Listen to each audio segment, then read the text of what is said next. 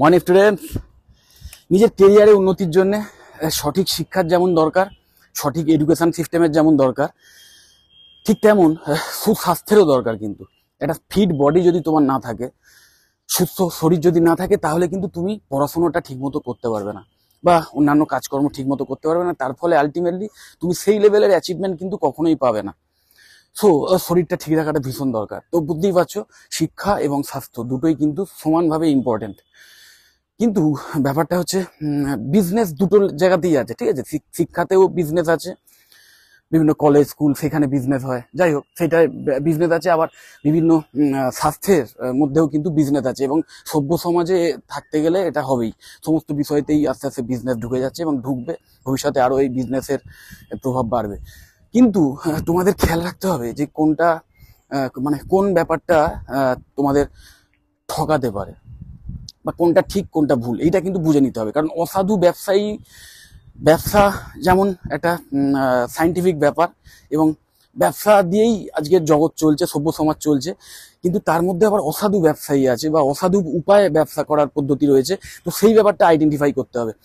Recently intermittent fasting নিয়ে আমি দেখছিলাম যে একটা নেগেটিভ রিপোর্ট এসছে। এবার ইন্টারমিটেন্ট ফাস্টিং কি সেটা যারা জানো না তাদেরকে একটু বলে দিই। ইন্টারমিটেন্ট ফাস্টিং আর কিছুই নয়, আমাদের যে মানে ট্র্যাডিশনাল যে উপোসের যে একটা চল আছে, বিভিন্ন পালা পর্বণে বা বিভিন্ন মানে দেবতার উদ্দেশ্যে উপোস করার যে চল আছে, বা রমজান মাসে যে রোজা রাখার যে চল আছে, এবং একটা নির্দিষ্ট পিরিয়ড অফ টাইম যে খালি পেটে থাকার একটা মানে ট্র্যাডিশন আমাদের যুগ যুগ ধরে চলে আসছে, সেই ব্যাপারটাকেই সায়েন্টিফিক ওয়েতে মানে সেটাকে বিভিন্ন রিসার্চের মাধ্যমে বিভিন্ন বিজ্ঞানী মহলে মানে এটা প্রমাণিত হয়েছে যে এই উপোসের ফলে আলটিমেটলি শরীরের প্রচুর ইনরমাস মানে উপকার হয়।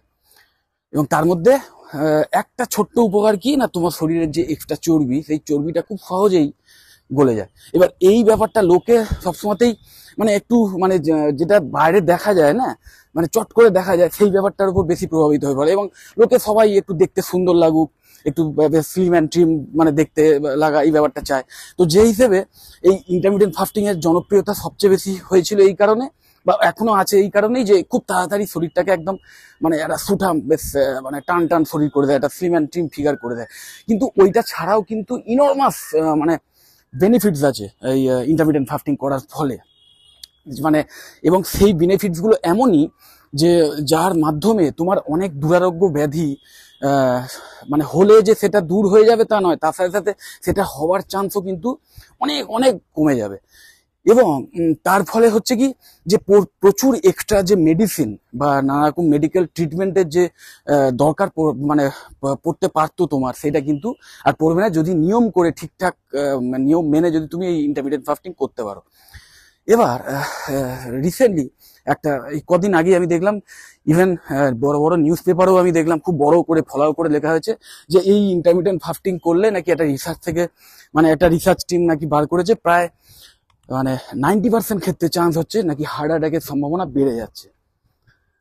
তো বুঝতেই পারছো, এরকম একটা নিউজ পড়ার পর প্রথম কথাই এই খালি পেটে থাকার মানে থাকাটা উচিত নয়, খালি পেটে থাকলে এই ক্ষতি হয় ওই ক্ষতি হয়, এইসব নিয়ে তো নানা রকম মানে প্রচলিত ধারণা অনেকের আছেই। তার সাথে সাথে যদি এরকম একটা মানে মানে নিউজ আসে যে এরকম একটা রিসার্চে বার হয়েছে যে আলটিমেটলি ইন্টারমিটেন্ট ফাস্টিং করলে 90% না 80% চান্স যে তোমার হৃদরোগে মৃত্যু হবে, তো এইটা দেখলে তো সবাই আরো বেশি ঘাবড়ে যাবে।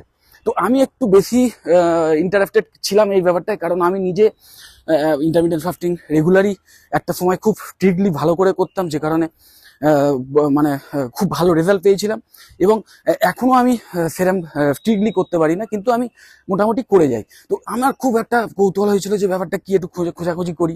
তো আলটিমেটলি যে রিসোর্সগুলো আছে, মানে যে মানে মানে নেট মাধ্যমে হোক বা বিভিন্ন বইতে হোক, সেইগুলো থেকে বা বিভিন্ন নিউজ পেপারেও বা অন্যান্য জার্নালেও আমি বিভিন্ন জায়গায় খুঁজে যেটা মেন জিস্টটা পেলাম, সেটা হচ্ছে যত সম্ভব আমেরিকান হার্ট অর্গানাইজেশন বা হার্ট অ্যাসোসিয়েশন, এইচএস সামথিং, এরা নাকি কোনো একটা মানে সেমিনার বা কিছুতে দাবি করেছে যে এই এরকম একটা রিসার্চ চলছে, সেখানে এরকম একটা ব্যাপার দেখা গেছে, এবং সেখানে প্রায় 8,000 না 10,000 লোকের উপর এরকম রিসার্চ করা হয়েছে, এবং দেখা গেছে যে এই যারা ইন্টারমিডিয়েন্ট ফাস্টিং করছে তাদের মধ্যে 80-90% চান্স হচ্ছে যে এরকম হৃদরোগে মৃত্যু হতে পারে। কিন্তু সেইখানে মানে একটা রিসার্চের যখন মেন মানে যে একদম কনক্লুশন বা একদম ফাইনাল ভার্ডিক্টে আসা হয়, সেই জায়গাটা কিন্তু আসেনি।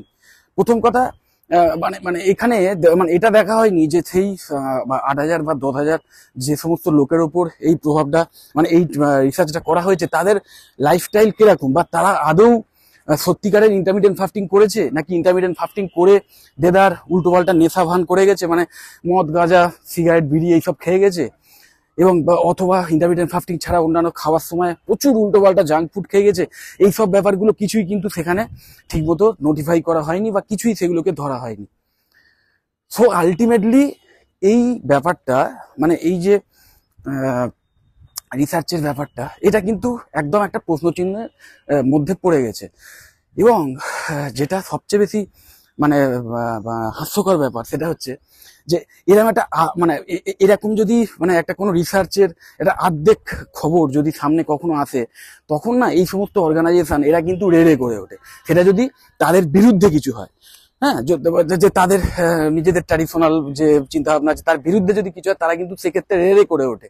কিন্তু এক্ষেত্রে দেখা যাচ্ছে এরকম একটা হাতখাঁচা খবর, সেইটাকে নিয়ে তারা বিশাল নিউজ পেপারে ফলাও করে ছাপছে। এর কারণ, এর যেটা কারণ, মেন কারণ, সেই কারণটা তোমাদের বুঝতে হবে।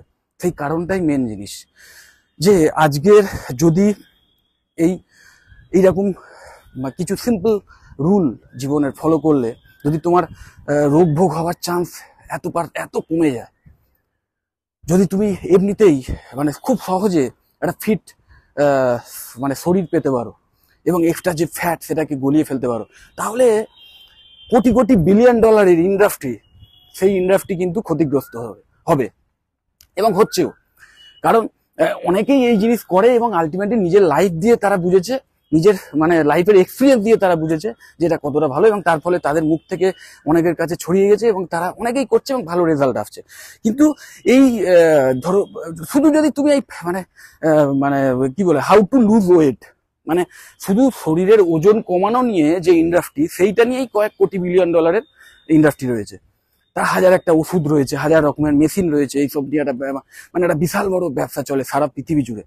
তার সাথে সাথে এই যে এক্সট্রা যে রোগভোগ, যে সমস্ত রোগভোগগুলো হওয়ার চান্স ভীষণভাবে কমে যাবে, তার মধ্যে রয়েছে ডায়াবেটিস, তার মধ্যে রয়েছে হাই ব্লাড প্রেশার, হ্যাঁ, বা এক্সট্রা যে ব্যাড কোলেস্টেরল বেড়ে যাওয়ার ব্যাপারটা, এবং তার সাথে সাথে আরো মানে এর রিলেটেড যে রোগগুলো, মানে সোজা কথা স্ট্রোক বা হার্ট অ্যাটাক বা অন্যান্য আরো ব্যাপার, আলঝাইমার, এই সমস্ত দুরারোগ্য ব্যাধি, সেই ব্যাধিগুলো হওয়ার সম্ভাবনাও কিন্তু অনেক অনেক কমে যাবে মানে এই ব্যাপারটা করলে। তো এইটা করলে এই সমস্ত রোগভোগ সংক্রান্ত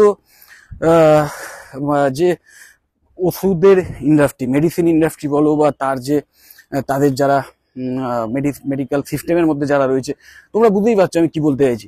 তো সেই পুরো ইন্ডাস্ট্রি এবং তাদের যারা বেনিফিশিয়ারি, তারা সবাই ক্ষতিগ্রস্ত হচ্ছে, তারা সবাই সেই প্রফিট করতে পারছে না। তো তার ফলে মানে সেইখান থেকে কিন্তু এই বিলিয়ন ডলারের ইন্ডাস্ট্রিগুলো থেকে একটা প্রভাব সৃষ্টি করা হয় এই সমস্ত অর্গানাইজেশনগুলোর ওপরে, যে না এর বিরুদ্ধে কিছু বলো এবং এর বিরুদ্ধে কিছু খুঁজে বার করে সেটাকে নিয়ে এসো।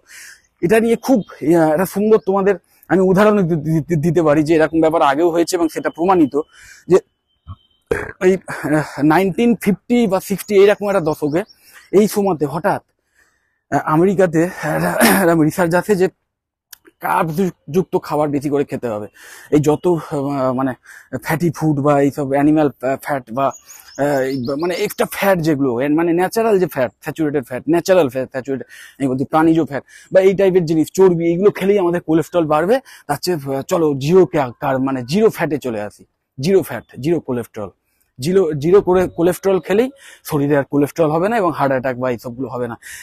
এই আমার একটা মানে এরকম একটা রিসার্চ সামনে আসে এবং সেটাকে মানে খুব মানে বড় করে প্রচার করা হয়। এবং আলটিমেটলি ওই সময় বিভিন্ন এই যে সিরিয়ালস দেখো, এই যে কেলগস কর্নফ্লেক্স, অমুক সিরিয়াল, বিভিন্ন যে সিরিয়াল খাওয়ার যে ব্যাপারটা, বা এই বিস্কুট ইন্ডাস্ট্রি বলো বা বিভিন্ন এই কি বলে ডাইজেস্টিভ স্ন্যাক্স, এই সমস্ত ব্যাপারগুলো সে মানে সোজা কথা মানে কার্বোহাইড্রেট যুক্ত খাবারের চল ভয়ঙ্করভাবে বেড়ে গেছিল, এবং সেটাকে প্যাকেটজাত যে ফুডের ইন্ডাস্ট্রি রয়েছে, এই সমস্ত খাবারগুলো যারা তৈরি করে তারা ভীষণ বুম করেছিল। তার কারণ মানে তখন ওইরকম একটা প্রচার করা হয়েছিল যে এগুলো সব zero fat product, zero cholesterol product. তো আলটিমেটলি সেইটা কত বড় একটা কনস্পিরেসি ছিল সেটা এখন মানে সেটা এখন প্রমাণিত হয়েছে, এবং এটা এখন সবাই জানে যে কার্বোহাইড্রেট যুক্ত খাবার খাওয়াটা যে কতটা ক্ষতিকর, এবং আলটিমেটলি আমাদের শরীরে যে ব্যাড কোলেস্ট্রল জমে তার অন্যতম মানে প্রধান কারণ যে এক্সট্রা কার্বোহাইড্রেট, রিফাইন্ড সুগার বা রিফাইন্ড কার্বোহাইড্রেট, সেটা এখন কিন্তু মোটামুটি সবাই জানে। সো আমি তোমাদের একটা কথাই বলবো যে কোনো ব্যাপার এবং ওটা নিয়ে মানে যেটা আর একটা জিনিস বলা যায়, এবং এই খবরটা যে এই যে ইন্টারমিডিয়েট ফাস্টিং এটা কতটা ক্ষতিকর সেটা নিয়ে কিন্তু খবরের কাগজে দেখলাম এক পাতা জুড়ে একটা রিপোর্ট বেরিয়েছে যে মানে এইসব খাওয়া যাবে না, এই হবে না, ওই হবে না। মানে এদের চেন কতটা বড় এবং এদের কতটা প্রভাব যে এরা সমস্ত নিউজ মিডিয়া মেন মিডিয়া সেগুলোকেও কিন্তু এক ধরনের কিনে রাখে।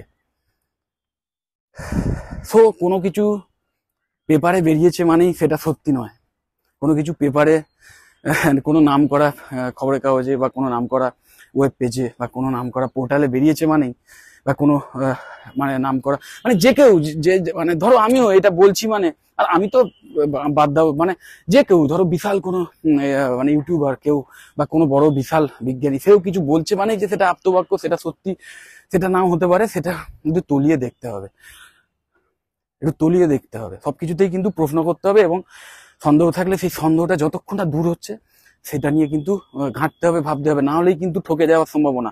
তুমি ভেবে দেখো এটা কত বড় একটা ইম্পর্টেন্ট ব্যাপার যে একটা সামান্য সিম্পল লাইফ হ্যাকস, সেই হ্যাকসটা ফলো করলে একাধারে তোমার মানে শরীরের যত দুরারোগ্য রোগ ব্যাধি সেইগুলো দূর হয়ে যেতে পারে, বা যদি হওয়ার সম্ভাবনা থাকে সেটাও মানে চলে যাবে, প্লাস তোমার ইমিউনিটি পাওয়ার বাড়বে, তার প্লাস তোমার যে ব্রেনের ফাংশন সেটা বৃদ্ধি পাবে, তোমার চিন্তা ভাবনা করার ক্ষমতা বাড়বে, অ্যাজ এ স্টুডেন্ট তোমার মেমোরি অনেক বেশি বৃদ্ধি পাবে, তুমি অনেক বেশি শান্ত থাকবে, অনেক বেশি ফোকাস থাকবে।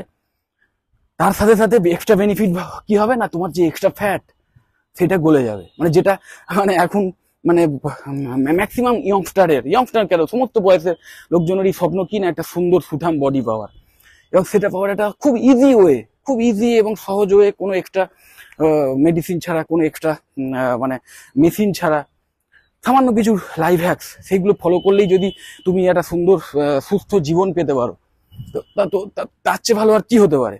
এবার সেই ব্যাপারটাকে, সেই সুস্থ লাইফস্টাইলটাকে খারাপ বলে প্রমাণ করার চেষ্টা করাটা, সেটা কিন্তু এক ধরনের ক্রাইম বলেই আমি মনে করি। যাই হোক, আর বেশি বড় করছি না ভিডিওটা। যদি মনে হয় ভিডিওটা ভালো অবশ্যই লাইক দিও, চ্যানেলটা সাবস্ক্রাইব করে নিও, ভিডিওটা শেয়ার করে দিও বন্ধু বান্ধবদের। আর যদি এই ইন্টারমিডিয়েট ফাস্টিং নিয়েও যদি তোমাদের কোনো প্রশ্ন থাকে অবশ্যই আমাকে কমেন্টস করো অথবা আমার সঙ্গে যোগাযোগ করো, আমি অবশ্যই আমার যেটুকু নলেজ আছে তোমাদের শেয়ার করে দেবো। টাটা।